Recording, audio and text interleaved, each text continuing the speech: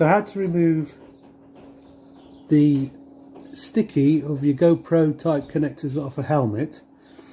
I'm going to use a normal hairdryer. I'm just going to heat the sticky bit up the back, and after a while it just releases. So let's see how we get on.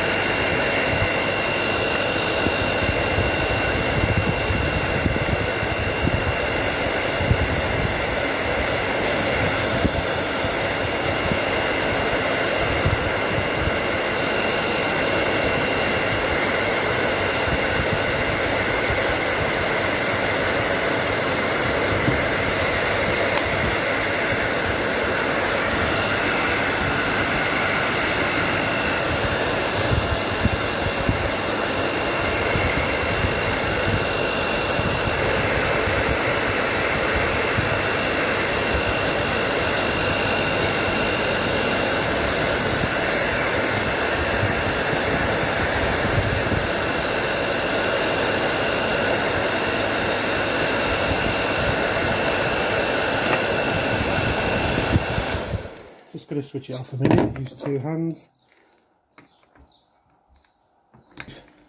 Any residue, and there you go.